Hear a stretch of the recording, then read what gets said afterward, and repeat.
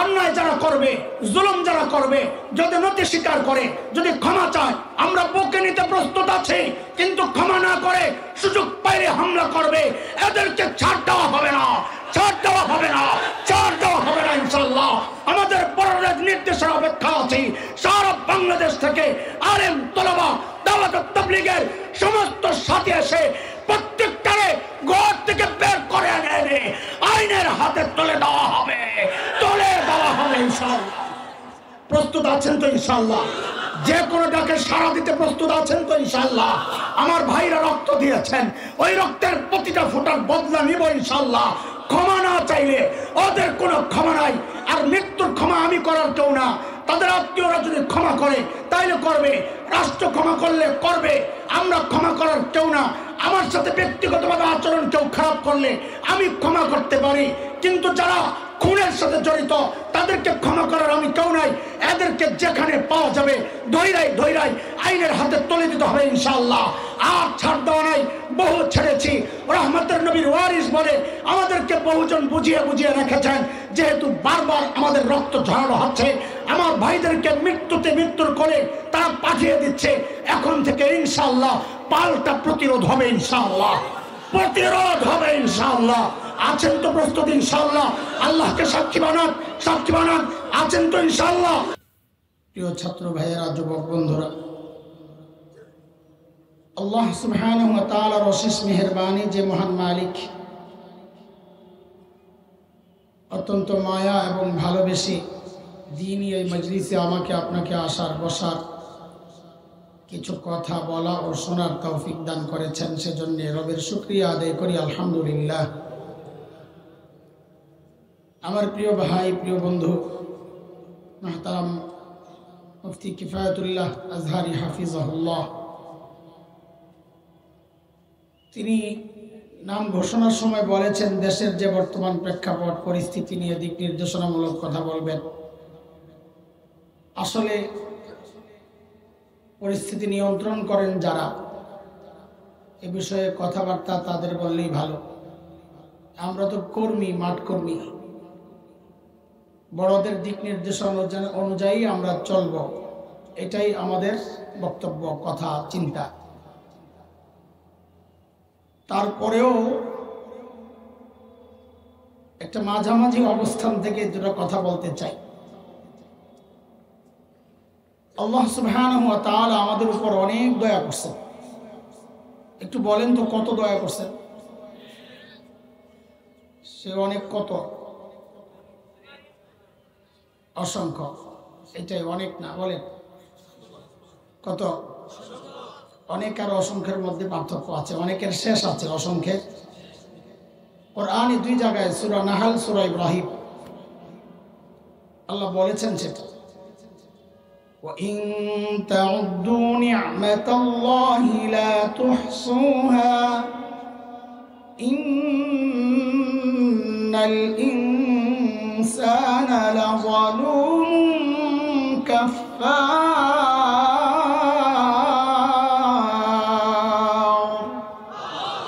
আল্লাহ বলে এত নিয়ামত দিছি, গণে শেষ করতে পারবে না। আলহামদুলিল্লাহ, আলহামদুলিল্লাহ।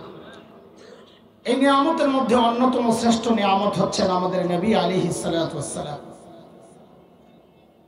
যাকে বুঝানোর জন্য তুলনা করা হয় আকাশের সাথে।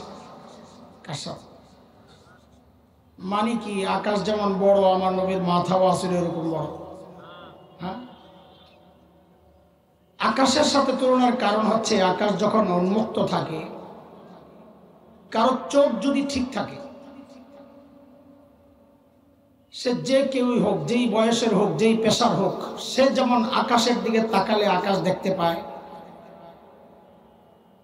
ঠিক আমার নবী আলাইহিস সালাম এমন বিশাল বিস্তৃত এক চরিত্র, যে কোনো বয়সের, যে কোনো মানুষ, যে কোনো পেশার, যে কোনো দায়িত্বের, সে যদি তার জীবনকে সুন্দরভাবে গড়তে চায়, তার জায়গায় যদি সে শ্রেষ্ঠত্বের মর্যাদা পেতে চায়, তার জন্য রাস্তা একটাই, সে যেন ওই বিশাল আকাশের মতো নবীর দিকে তাকায়। যেমন বলি, একটা ছোট্ট শিশু যদি চিন্তা করে আমি মানব ইতিহাসের শ্রেষ্ঠ শিশু হতে চাই, বলে তার জন্য রাস্তা একটাই, সে যেন শিশু মুহাম্মদুর রাসূলুল্লাহর দিকে তাকায়। একটা কিশোর যদি চিন্তা করে মানব ইতিহাসের শ্রেষ্ঠ কিশোর হতে চায়, সে যেন কিশোর মুহাম্মদুর রাসূলুল্লাহর দিকে তাকায়। যুবক যদি চিন্তা করে শ্রেষ্ঠ যুবক হতে চায়, সে যেন যুবক মুহাম্মদুর রাসূলুল্লাহর দিকে তাকায়। একজন বাবা যদি চিন্তা করেন শ্রেষ্ঠ বাবা হতে চায়, সে যেন বাবা মুহাম্মদুর রাসূলুল্লাহর দিকে তাকান। শ্বশুর যদি চিন্তা করেন শ্রেষ্ঠ রসুল হতে চায়, সে যেন রসুল মুহাম্মদুর রাসূলুল্লাহর দিকে তাকান। নানার দাদারা যদি চিন্তা করেন শ্রেষ্ঠ নানা দাদা হতে চাই, সে যেন নবী নানা মুহাম্মদুর রাসূলুল্লাহর দিকে তাকান। একজন সেনাপতি যদি চিন্তা করেন শ্রেষ্ঠ সেনাপতি হতে চাই, সে যেন সেনাপতি মুহাম্মদুর রাসূলুল্লাহর দিকে তাকান। একজন সমাজ সংস্কারক যদি চিন্তা করেন শ্রেষ্ঠ সমাজ সংস্কারক হতে চাই, সে যেন সমাজ সংস্কারক মুহাম্মদুর রাসূলুল্লাহর দিকে তাকান। একজন সমাজ সেবক তিনি যদি চিন্তা করেন শ্রেষ্ঠ সমাজ সেবক হতে চাই, তিনি যেন হিলফুল ফুজুলের প্রতিষ্ঠাতা সমাজ সেবক মুহাম্মদুর রাসূলুল্লাহর দিকে তাকান। একজন রাষ্ট্রনায়ক যদি চিন্তা করেন মানব ইতিহাসের শ্রেষ্ঠ রাষ্ট্রনায়ক হতে চাই, দুনিয়ার কোন তন্ত্রে মন্ত্রে ইজমে কাজ হবে না, রাস্তা একটাই, সে যেন রাষ্ট্রনায়ক মুহাম্মদুর রাসূলুল্লাহর দিকে তাকায়। আমার নবীকে আল্লাহ এমন মহান বানাইছে যে যেই জায়গা থেকে ফলো করতে চাইবে সে ওই জায়গা থেকে তার শ্রেষ্ঠ রাস্তাটা পেয়ে যাবে। আমার নবীকে আল্লাহ অসংখ্য সুন্দর গুণ দিয়ে দুনিয়ায় পাঠিয়েছেন। তার মধ্যে একটা গুণ নবীর রহমত, রউফ, রাহিম, ক্ষমা, সহনশীলতা, এগুলো আল্লাহর গুণ। আল্লাহ এই গুণগুলো দিয়ে সর্বোচ্চ মানুষের মধ্যে সর্বোচ্চ এই গুণগুলোর প্রয়োগ যা হইতে পারে আল্লাহ আমার নবীকে দিয়ে করিয়েছেন। আমার নবী দয়া এবং সহনশীলতা, ক্ষমা এবং সহনশীলতার মহান নায়ক। এমন উদাহরণ দুনিয়ায় কেউ দেখাতে পারবে না। আপনজন হোক, অধীনস্থ হোক, পরিবার হোক, এই মানুষগুলোর সাথে সহনশীল আচরণ অনেকেই করে কম বেশ, কিন্তু শত্রুকে কিভাবে মোকাবেলা করতে হয় আলহামদুলিল্লাহ আমাদের জন্য আমার নবী সে আদর্শ রেখে গেছেন। আমরা চাইলে যে কোনো সময়ে যে কোনো শত্রুর মোকাবেলা করার পদ্ধতি আমার নবীর কাছ থেকেও শিখতে পারি। আজকের এই ভয়ঙ্কর পরিবেশ এটাও এর বাইরে না, নবীর আদর্শ থেকে আমরা শিখতে পারি। এর জন্য শুধুই যদি মক্কা বিজয়ের অংশটা আমরা বেছে নিই, ওই সময়ের যে অবস্থা, তাইলে আমরা একটা স্পষ্ট রোড চলার পথ আমরা পেয়ে যাব। নবী আলাইহিস সালাম যখন মক্কায় ঢুকেন, ইতিহাসের ছাত্র যারা তারা তো অবশ্যই জানেন, মাদ্রাসাওয়ালারাও জানেন, রমজানের 16 তারিখ যখন নবী আলাইহিস সালাম মাররু জাহরান মানে মক্কার খুব কাছাকাছি একটা জায়গায় যখন আসেন, 17 তারিখ মক্কায় ঢুকেছিলেন, সেই ইতিহাসটা আমাদের জানা রমজানের। তো ওখানে যখন অবস্থান করেন পরিবেশ পরিস্থিতি বোঝার জন্য, বাহিনীকে ঠিকমতো নিয়োগ করা, পরিচালনার জন্য, সুবিন্যস্ত করার জন্য, ওই সময় আবু সুফিয়ান কুরাইশ সর্দার, মুসলমান হন নাই তখন, গোপনে খোঁজ খবর নিতে আসছেন অবস্থা পর্যবেক্ষণের জন্য। 2 জন সাথী ছিল সাথী, তারা নবী আলাইহিস সালামের যে পাহারাদার ছিল এই পাহারাদারদের হাতে গ্রেফতার হয়েছে। এই দিক থেকে হযরত আব্বাস রাদিয়াল্লাহু আনহু, জুহফা একটা জায়গা আছে মক্কা থেকে বেশ দূর, তিনি হিজরত করে মদিনার পথে যাচ্ছিলেন। নবীর সাথে ওখানে দেখা হওয়ার পর পরিবারকে মদিনায় পাঠায় দিয়া তিনি নবীর সাথে থেকে যান। হযরত আব্বাস তিনিও চাচ্ছিলেন আবু সুফিয়ানকে কোনোভাবে এনে নবীর কাছে পৌঁছায়া দেয়, যেন আবু সুফিয়ান মুসলমান হয়ে যায়, একটা আপোষ রফা হয়। কারণ লম্বা সময় আবু সুফিয়ানের সাথে থাকার কারণে একটা ভালোবাসার দুর্বলতা ছিল আবু সুফিয়ানের প্রতি নবীর। হযরত আব্বাসের। তো হযরত আব্বাসও দেখে ফেলেছেন যে আবু সুফিয়ান ধরা পড়ছে। হযরত আব্বাস নিজেই যায় আবু সুফিয়ানকে নিলেন যেন কোনো অপ্রীতিকর ঘটনা না ঘটে। রাতে নবীর কাছে নিয়ে গেলেন। নবী বললেন সকালে নিয়ে আসেন। তো সকালে যখন আনা হলো, তো নবী জিজ্ঞেস করতেছিলেন, আবু সুফিয়ান এখনো কি বিশ্বাস করেন আল্লাহ ছাড়াও মাবুদ আছে? এখনো কি বিশ্বাস করেন? আবু সুফিয়ান তো ছিলেন রাজনৈতিক ব্যক্তিত্ব, জবাবটা ছিল বড় রাজনীতির জবাব।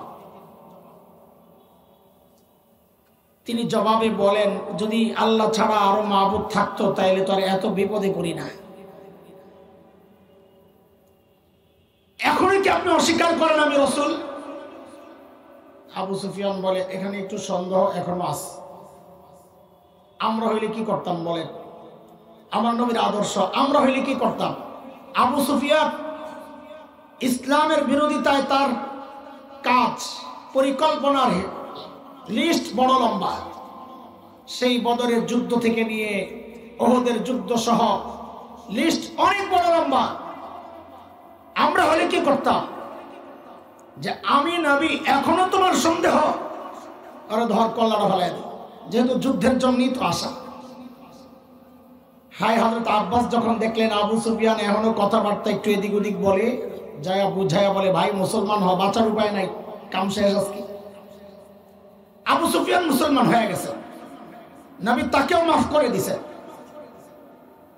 হযরত আব্বাস সুপারিশ করলেন, ইয়া রাসূলুল্লাহ, আবু সুফিয়ান সারা জিন্দেগি নেতৃত্ব দিছে, নেতা নেতা একটা ভাব আছে, এখনো যদি একটু দায়িত্ব দিয়ে দেন ওর মনটা খুশি হয়,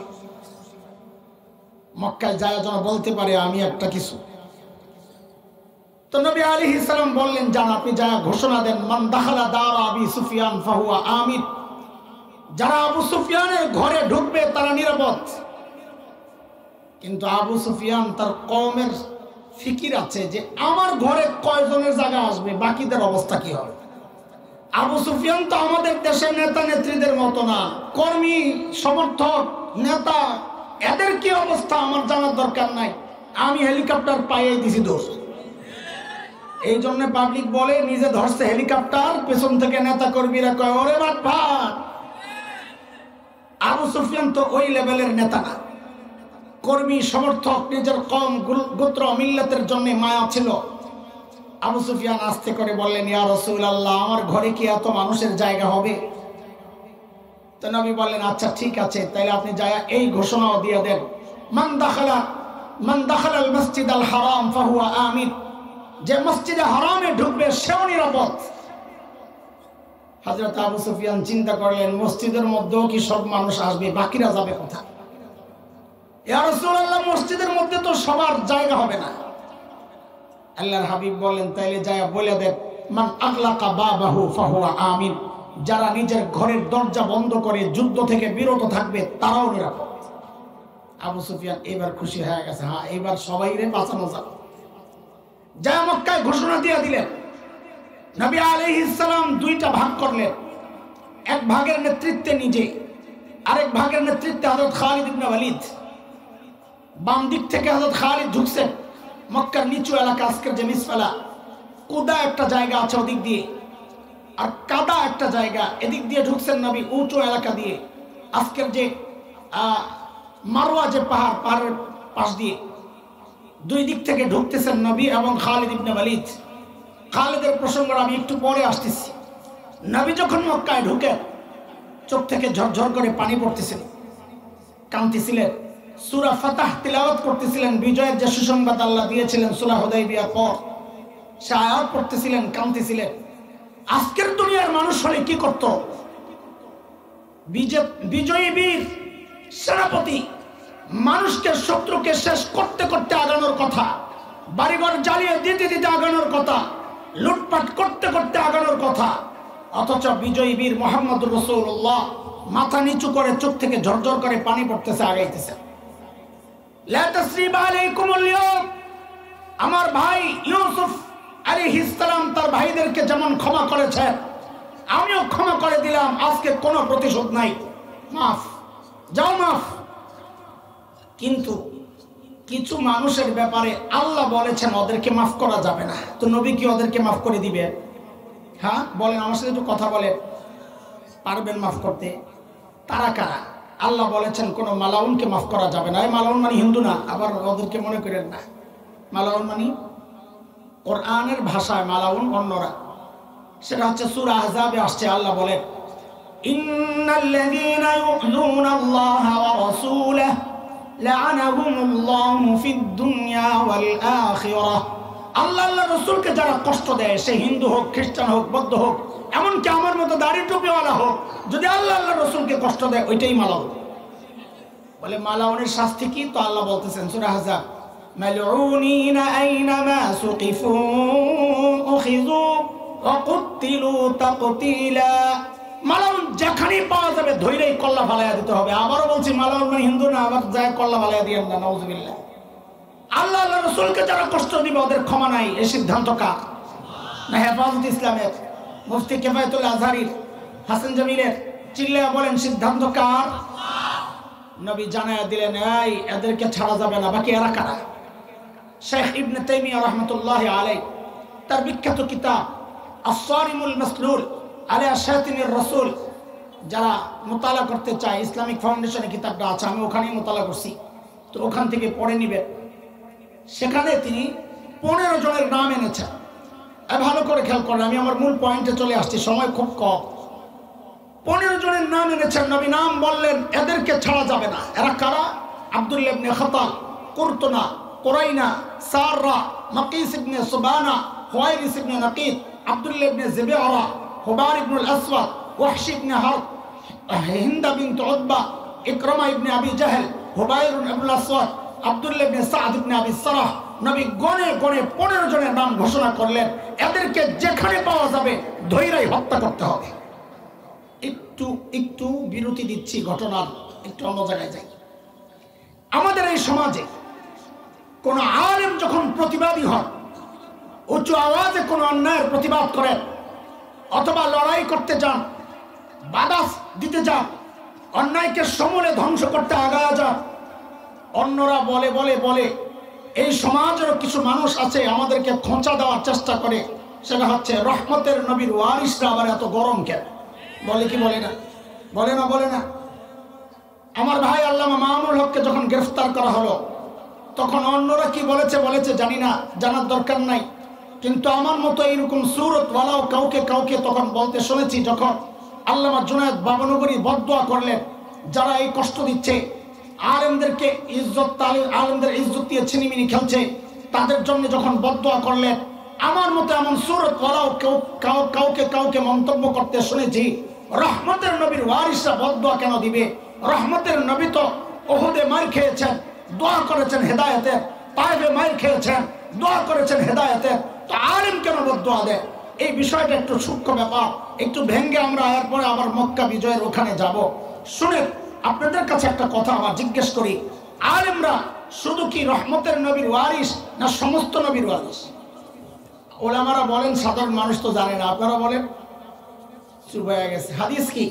ইন্নাল উলামা ওয়ারাসাতুল আম্বিয়া, আল হাদিস।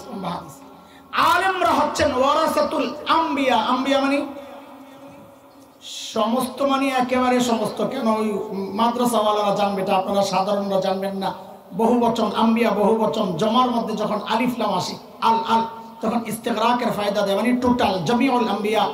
উলামারা হচ্ছেন সমস্ত নবীর ওয়ারিস, সমস্ত নবীর গুণ আলেমের মধ্যে থাকতে হবে। বলে মানে কি? বলে মানে হচ্ছে আমরা যখন বদদোয়া করি, খালি রহমতের নবীর ওয়ারিস মহিলা খোঁচা দেওয়ার সুযোগ নাই। কেন? ওলামারা হযরত নবী নূহ আলাইহিস সালামের ওয়ারিস, যিনি বদদোয়া করে বলেছিলেন, সূরা নূহে আসছে, রব্বি লা তাযার আলাল আরদি মিনাল কাফিরিনা দাইয়ারা, আল্লাহ একটা কাফেরকে রাখা যাবে না, শেষ করে দেন। রহমতের নবীর ওয়ারিস, নবী নূহের ওয়ারিস, বদদোয়ার সময় তারা বদদোয়া করবে। বলে মূর্তি ভাঙতে যান কেন? বলে কেন যাব না? আমরা খলিল ইব্রাহিমের ওয়ারিস, মূর্তি ভাঙার মহান পুরুষ খলিলের ওয়ারিসরা মূর্তি ভাঙবে, এটা আমাদের আদর্শ, নবীর আদর্শ। বলে মারতে যান কেন? বলে কেন যাব না? অন্যায় দেখতে মারতে যাব। নবী মূসার ওয়ারিস, এক ঘুষিতে জীবন শেষ। বলে ক্ষমতায় যেতে কেন চান? বলে কেন চাইবো না? নবী সুলাইমান দাউদের ওয়ারিস, রাষ্ট্র পরিচালনাও ওয়ারাসাতুল আম্বিয়ার কাজ। বলে একা একা চুপি চুপি আবার উম্মতের জন্য কান্না কেন করে? বলে কেন করবে না, তারা তো রহমতের নবীর ওয়ারিস। সমস্ত নবীর সমস্ত গুণ আলেমের মধ্যে থাকতে হবে। আপনারা চান আমরা শুধু মিনমিন করি, ওই যে গুলিস্তানের হালুয়া বিক্রেতা হই, সব রোগের এক ওষুধ, চুপি চুপি নরমে নরমে বুঝাইয়া বুঝাইয়া কথা বলা। হালুয়া যারা বিক্রি করে দেখছেন কেন, এখন তো কমে গেছে, সব রোগের এক ওষুধ, মাথা ব্যথা, সর্দি, জ্বর, কাশি, আমাশা, আরো যা আছে পোলাবেন বুঝবে না, মাদ্রাসাওয়ালারা বড়রা বুঝবে, তাকত সিহাত জওয়ানি হাসিল করে, সব রোগের এক ওষুধ। আপনারা চান আমরা যেন সব রোগের জন্য এক ওষুধ বিক্রি করি না। আলেম যদি মনে করে আপনার জ্বর, তা আপনাকে প্যারাসিটামল সিরাপ একটা দিয়ে দিবে খান, বা ট্যাবলেট দিয়ে দিবে খান। আলেম যদি মনে করেন যে না, এই লোকের তো প্যারাসিটামল পর্যন্ত নাই, তাকে একটু অ্যান্টিবায়োটিক দিতে হবে, তো অ্যান্টিবায়োটিকের আলেম আসবে আপনাকে চিকিৎসা করার জন্যে। কিন্তু যদি মনে হয় আপনার রোগটা অ্যান্টিবায়োটিক পর্যন্ত না, ইঞ্জেকশন পুশ করা লাগবে, তো হযরত কেফায়েতুল্লাহ আজহারীর মতো ডাক্তারকে পাঠানো হবে ইঞ্জেকশন দেওয়ার জন্যে। কিন্তু যদি মনে হয় যে না না, তার অপারেশন দরকার, তো মামুল হকের মতো ডাক্তারকে পাঠানো হবে অপারেশন করার জন্যে। সব জায়গায় একরকম আচরণ করা এটা আলেমের সামনা। আমরা গুলিস্তানের হালুয়া বিক্রেতা না, আমরা সমস্ত নবীর ওয়ারিস। যখন যেটা করা দরকার এইটা করার নাম হচ্ছে হিকমত। আজকে বাংলাদেশে আমাদেরকে হিকমত শেখানো হয়, হিকমতের সাথে কথা বলা। আমি বহুদিন চিন্তা করছি এটা কোন হিকমত, পরে বুঝছি বাংলাদেশে আইসা হিকমত দুই প্রকার হয়ে গেছে। কয় প্রকার? কথা বলে না। একটা হইলো বাংলা হিকমত, আরেকটা হইলো আরবি হিকমত, যেটা কিতাবে করছি। বাংলা হিকমত মানে বলে পিঠ বাঁচানোর জন্য সত্যকে গোপন করা, এর নাম হইলো বাংলা হিকমত। কথা বলেন, এর নাম কি রে? বলবেন কথা বল আমার সাথে, এর নাম কি? আর আরবি হিকমত কিতাবে যেটা পড়েছি সেটা হলো যেখানে যা বলা দরকার বলা, যেখানে যা করা দরকার তা করা। ওইটার নাম কি? ওইটার নাম কি? আরবি হিকমত। তালিবানরা তারা হিকমত দেখিয়েছে, আমেরিকা ঢুকেছে। ওরা যদি চিন্তা করতো যে এখন আমরা তাবলিগে বের হয়ে যাই, এটাই হিকমত ছিল না। ওরা যদি চিন্তা করত আমরা খানকায় ঢুকে যাই, এটা হিকমত ছিল না। ওরা যদি চিন্তা করত আমরা তালিমে ব্যস্ত হয়ে যাই, এটা হিকমত ছিল না। ওরা যদি চিন্তা করত আমরা গণতান্ত্রিক পদ্ধতিতে সরকার গঠন করব, ওইটা হিকমত ছিল না। ওদের জন্য হিকমত ছিল ঘরে ঢুকছে কুত্তা, হাতে লাও মুগুর, মুগুর দেখাইছে তো কুত্তা লেজ গুটায় পালাতে বাধ্য হয়েছে। ওই জায়গায় বাংলাদেশের হিকমত প্রয়োগ করলে আমেরিকান কুত্তা জিন্দিগিতে আফগানিস্তান ছাড়তো না। কথা ঠিক কিনা বলেন? কথা ঠিক কিনা? আল্লাহর হাবিব ঘোষণা দিলেন, রহমতের নবীর ঘোষণা। এটা কার ঘোষণা? এতক্ষণ তো বললাম সব নবীর গুণ। আমার নবী ওর জায়গা মতো যে কঠোর ছিলেন একটু দেখেন। সব জায়গায় খালি রহমত আশা করেন তো, একটু দেখেন। আল্লাহর হাবিব বললেন যাও, যেখানে পাও ধরো। হায়, সাহাবীরা পাগল হয়ে গেছে ধরার জন্য। কেন? কারণ রাগ ছিল মনে করেন 100 টন সমস্ত মক্কাওয়ালাদের উপর। এখন সবাইরে মাফ করে দিছে 15 জন, এখন 100 টন রাখতো। এই 15 জনের ভাগে করে কত টন করে পড়ছে দেখেন না আপনারা? খালি খোঁজেন, পান না। বর্ডারে 2-4টা পাইলে সাপের মতন পিটায় কলা পাতায় শোয়া রাখে। দেখেন নাই? দেখেন নাই? লাঠি দিয়া সামনের অঙ্গ প্রত্যঙ্গ যা আছে সব ব্যাখ্যা করে দেয়। আমি বলি দিছো সামনে কেন দিলি, পিছনে দিলে তো বেচারা ভবিষ্যতের একটা আশা ভরসা ছিল, সব বরবাদ করে লিখেছে। বলা ভাই এমন ক্ষোভ কেন? ওই যে পায় না যে সব রাখ এক জায়গায় কালামানিকের উপরে যাই হান্দাইছে। বুঝেন না? ঠিক আছে না কথাবার্তা? সাহাবায়ে কেরামও খুঁজতেছেন কোন জায়গায় কোন ডারে পাই। হযরত আলী দেখেন যে কাবার গিলাফ দিয়া একজনে নিজের পেছাইয়া বাঁচানোর ব্যবস্থা করতেছে। ওটা ছিল আব্দুল্লাহ ইবনে খাত্তাব। ওর জন্য 3টা মৌলিক কারণে মৃত্যুদণ্ড জারি হয়ে গেছে। ওই দিকে গেলে দেরি হয়ে যাবে, আমি সেই ইতিহাসে যাচ্ছি না। হযরত আলী কয় এইভাবে মাফ করার পর লুকাইলো কোনটা? নিশ্চয়ই ঝামেলা আছে। তলোয়ার লয়ে দিছেন দৌড়। আরো 2 সাহাবী দেখছে আলী দৌড় দিছে, আলী খামাকা দৌড় দেয় নাই, কাস্টমার একটা পাইছে। ওরা কিচ্ছু না দেখে সাথে দিছে দৌড়। হযরত আলী যায় বাইর করছেন। এই যে আব্দুল্লাহ ইবনে খাত্তাব কাবার গিলাফ দিয়া নিজের জড়াইছেন কেন জানেন? এটাও একটা ধোঁকা এই সমাজের। ও মনে করছে মুসলমান কাবার ইজ্জত করে, কাবার গিলাফ দিয়া ঢাকলে মনে আমারে ছেড়ে দিব। এখন যেমন বাংলাদেশের কিছু রাজনীতিবিদ বিপদে পড়লে, নির্বাচন আসলে টুপি টাপি দিয়া নিজের ঢাইকা হাসান বস্তি হয়ে যায়। হিজাব টিজাব লাগায় আর আবেয়া বস্তি হয়ে যায়। রাতে বলে 80 রাকাত তাহাজ্জুদ পড়ে, সুবহানাল্লাহ। আমি কই এই পিসাব গেল কই? আমি কার কাছে মুরিদ হইলাম? আমার কপাল, এই পিসাব কেন পাইলাম না? পিসাব তো মুরিদরে ভালায় পালাইছে। ভবিষ্যতে দেখা যাবে ইনশাআল্লাহ তাআলা। এগুলা শিখছে আব্দুল্লাহ ইবনে খাতালদের মতো মানুষ কাছ থেকে। কাবার গিলাফ দিয়ে নিজেকে ঢাকছেন, হযরত আলী যায় বের করছেন। হযরত আলী কি রহমতের নবীর ওয়ারিস ছিলেন না? ছিলেন। তুমি আমার কোন রহমতের নবীর ওয়ারিস হওয়ার সবক দাও নরম হওয়ার জন্য? জায়গা মতো নরম হইলে হয় না রে দোস্ত। বাইর করছে, বাইর করে কল্লাটা ফালাইয়া মাকাম ইব্রাহিম এবং হাজরা আসওয়াদের মাঝখানে এরকম ঝুলায় রাখছে। কেন? আল্লাহর নবীর দুশমনদের শাস্তি এটাই দেখায় দিয়েছেন সবাইকে। আমাদেরও কথা এটাই, অন্য এক প্রসঙ্গে বলি, আমাদেরও প্রসঙ্গ এটাই। ক্ষমতায় কারা গেল কারা আসলো ওইটা আমাদের ওই রকম মাথা ব্যথা না। আমাদের বেশি মাথার কথা যেই জায়গায় যদি আমার দিন আক্রান্ত হয়, শরীয়ত আক্রান্ত হয়, আমার নবীকে নিয়ে যদি কেউ কটূক্তি করে, এই জায়গায় আমাদের কোনো নরমের সুযোগ নাই। আমাদের একটাই দাবি, একটাই উচ্চারণ, বাংলাদেশে আল্লাহর নবীর বিরুদ্ধে যদি কেউ কটূক্তি করে অন্য কোনো শাস্তি মানি না। একটাই শাস্তি, আব্দুল্লাহ ইবনে খাতালদের মতো আর মৃত্যুদণ্ড দিতে হবে, মৃত্যুদণ্ড দিতে হবে। হযরত ওসমান নবীর কত প্রিয় মানুষ না? হ্যাঁ, কথা বলে না। নিজের দুইটা মেয়েকে যার হাতে নবী তুলে দিছে।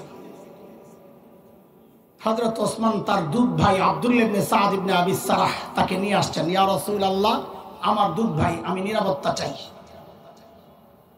আল্লাহর হাবিব মুখ ফিরাই নিয়েছেন। আমাকে একটু বলেন তো মুখটা কে ফিরাইছেন? রহমতের নবী। বলেন বলেন বলেন। ওই যে রহমতের নবীর সবক দেন না, দেখেন রহমতের নবীও যে জায়গা মতো কত কঠোর। মুখ ফিরাই নিয়েছেন কে? জোরে কোন?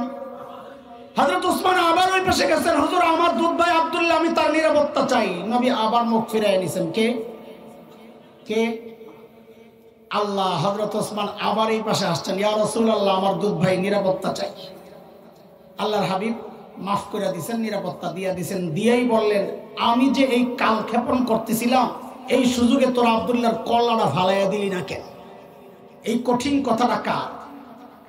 বলে না কথা। কার কার? সেই রহমতের নবীর ওয়ারিস বলে আমাদেরকে যে খোসা দাও, ওইগুলো পড়ছো কিছু না।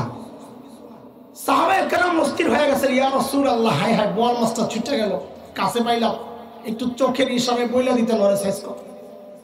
আল্লাহর হাবিব বলেন, আমি নবী, নবীদের সামনা চোখের ইশারায় কথা বলা, নবীরা যা বলেন তো সরাসরি বলেন। আমাদের সমস্যাটা এই জায়গায়, ওলামায়ে দ্বীন যা বলেন সরাসরি বলেন। ওই রাজনৈতিক ব্যক্তিত্বদের মতো মুখে একটা কলিজায় কলবে আর একটা, ওই চরিত্র, দ্বিমুখী চরিত্র আমরা দেখাইতে পারি না বলেই তো আমরা আসামি হয়ে যাই। যা বলি সরাসরি বলি, এটা অনেকে নিতে পারে না। শিখেছি আমার নবীর কাছ থেকে, আকার ইঙ্গিতে কথা বলা শিখি নাই, বুঝি নাই। দিলে একটা, মুখে আর একটা, এই দ্বিমুখী নীতি আমরা শিখি নাই, বুঝি নাই, এটা বুঝিও না। এই জন্য যা বলি তো সরাসরি বলি। কথা বলে ঠিক কিনা? ওই 15 জনের একজন হযরত ইকরামার ইসলাম বিদ্বেষ, অপরাধের কথা বলবো না যেহেতু সাহাবী। ইসলাম বিদ্বেষ, ইসলামের বিরোধিতার লিস্টটি অনেক লম্বা। উহুদের মাঠে পরাজয়ের একটা মৌলিক কারণ আমরা বলি খালিদ ইবনে ওয়ালিদের চৌকস নেতৃত্ব। ঠিক আছে, কিন্তু খালিদ তো পেছন থেকে ধাওয়া করছিলেন, সামনে থেকে চাপটা দিলেন কে? ওই ইতিহাসটা আসে না। অথচ মক্কাওয়ালা কুরাইশদের একটা বড় দলের 5টা ডিভিশন থাকে। মাইমানা, মাইসারা, মুকদ্দমা, সাকা, কালাব, ডান ডিভিশন, বাম ডিভিশন, প্রথম পেছনে আর মাঝখানে একটা থাকে মূল কেন্দ্রীয় নেতৃত্ব।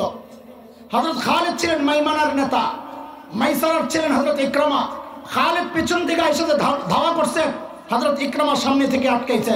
তাহলে উহুদের যুদ্ধে মুসলমানদের পরাজয়ের অন্যতম এক বড় কারিগর ছিলেন হযরত ইকরামা ইবনে আবি জাহেল। শুধু তাই না, মক্কা বিজয়ের দিন নবী আলাইহিস সালামের এমন ক্ষমা ঘোষণার পরেও হযরত খালিদের নেতৃত্বে যেই দলটা মিসফালা দিয়ে নিচু অঞ্চল দিয়ে আসতেছিলেন, ইকরামার নেতৃত্বে মক্কার যুবকরা তারা হযরত খালিদের দলের বিরুদ্ধে লড়াইয়ে নেমেছিলেন। এবং ওই জায়গায় 2 জন মুসলমান, ওই সময় হযরত কুরজ ইবনে জাবের ফাহরি রাদিয়াল্লাহু আনহু, হুবাইশ ইবনে খালিদ রাদিয়াল্লাহু আনহু, 2 জন মুসলমান ওই জায়গায়ও শহীদ হয়েছেন। হযরত ইকরামার অপরাধ বলবো না, আবারও বলি, বিরোধিতার লিস্ট অনেক লম্বা। সেই ইকরামা পালাইছেন ইয়ামানের দিকে। কোন দিকে? আজান কয়টায় দেয়? 15 না 20? হ্যাঁ, 15। আয় হায়, কথা শেষ করা যাবে, মুশকিল হয়ে যাবে। ইয়ামানের দিকে পালাইছেন। খুব দ্রুত শেষ করতেছি। ইয়ামানের দিকে পালাইছেন যে সামনে পড়ছে একটা নদী, নৌকায় উঠছেন, ঝড় তুফান শুরু হয়েছে। এমন হযরত ইকরামা ডাকা শুরু করছে, ও লাত ও উজ্জা ও মানাত ও হুবাল আমারে বাঁচাও। কাম হইব না। কেন? বলে এই পানির মধ্যে আপনাকে লাত উজ্জা মানাত বাঁচাইতে পারবে না। বলে কে বাঁচাবে? বলে স্থলে যিনি বাঁচান। ওই মাল্লার কথায় ইকরামার দিল পাল্টায় গেছে। সাথে সাথে বলে উঠলেন, আল্লাহুম্মা লাকা আহদুন ইন আফাইতানি মিম্মা আনা ফি আন আতিয়া মুহাম্মাদা হাত্তা আদা ইয়াদাইয়া আলা ইয়াদাই ফালা আজিদান্নাহু আফুওয়ান গফুরান কারীমা। আল্লাহ, আমি যে মুসিবতে পড়েছি আমাকে বাঁচায়া দিলে সরাসরি আমি নবীর কাছে চলে যাব, তার হাতে হাত রেখে আমি মুসলমান হয়ে যাব। আমার বিশ্বাস আমি তাকে ক্ষমাশীল, আমার প্রতি উদার, আমার সাথে সুন্দর আচরণকারী পাবো। দেখেন, কাফেরের মনেও এটা আছে যে নবী আচরণটা ভালো করবে, মাফ চাইলে মাফ করে দিবে। হ্যাঁ, মাঝখানে ইকরামার বিবি উম্মে হাকিম বিনতে হারিস ইবনে হিশাম নবীর কাছ থেকে নিরাপত্তা চাইয়া ইকরামার জন্য ক্ষমার ব্যবস্থা করেছেন। নবী ইকরামাকে ক্ষমা করেছেন, ক্ষমা চেয়েছেন, ক্ষমা করেছেন। আব্দুল্লাহ ইবনে খাতালের ক্ষমা হয় নাই, ক্ষমা চায় নাই, ক্ষমা হয় নাই।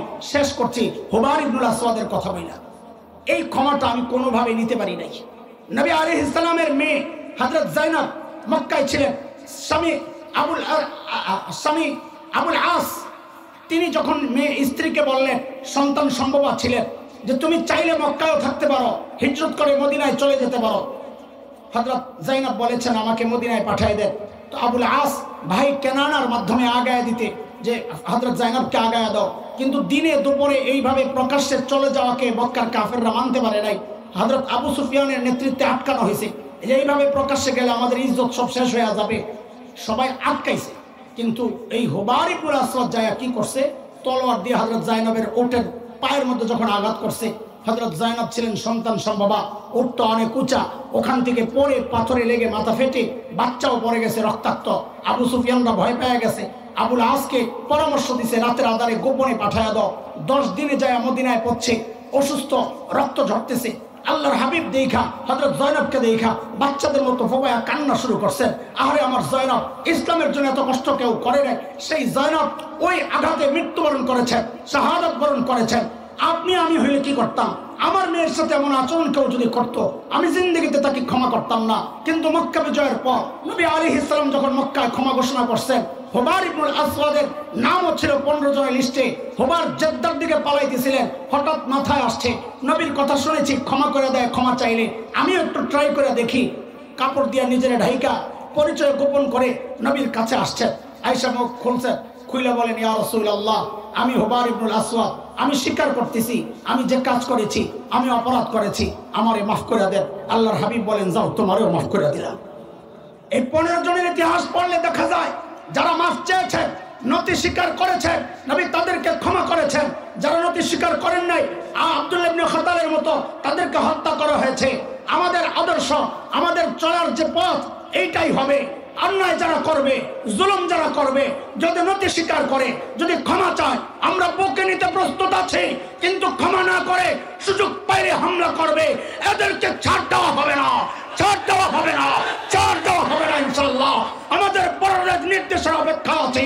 সারা বাংলাদেশ থেকে আলেম, তলাবা, দাওয়াত ও তাবলীগের সমস্ত সাথী এসে প্রত্যেকটারে ঘর থেকে বের করে এনে আইনের হাতে তুলে দেওয়া হবে, তুলে দেওয়া হবে ইনশাআল্লাহ। প্রস্তুত আছেন তো ইনশাআল্লাহ? যে কোনো ডাকে সাড়া দিতে প্রস্তুত আছেন তো ইনশাআল্লাহ? আমার ভাইরা রক্ত দিয়েছেন, ওই রক্তের প্রতিটা ফোঁটার বদলা নিব ইনশাআল্লাহ। ক্ষমা না চাইলে ওদের কোনো ক্ষমা নাই। আর মৃত্যুর ক্ষমা আমি করার কেউ না। তাদের আত্মীয়রা যদি ক্ষমা করে তাইলে করবে, রাষ্ট্র ক্ষমা করলে করবে, আমরা ক্ষমা করার কেউ না। আমার সাথে ব্যক্তিগতভাবে আচরণ কেউ খারাপ করলে আমি ক্ষমা করতে পারি, কিন্তু যারা খুনের সাথে জড়িত তাদেরকে ক্ষমা করার আমি কেউ নাই। এদেরকে যেখানে পাওয়া যাবে ধৈরাই আইনের হাতে তুলে দিতে হবে ইনশাআল্লাহ। আর ছাড় দেওয়া নাই, বহু ছেড়েছি। রহমতের নবীর ওয়ারিস বলে আমাদেরকে বহুজন বুঝিয়ে বুঝিয়ে রেখেছেন।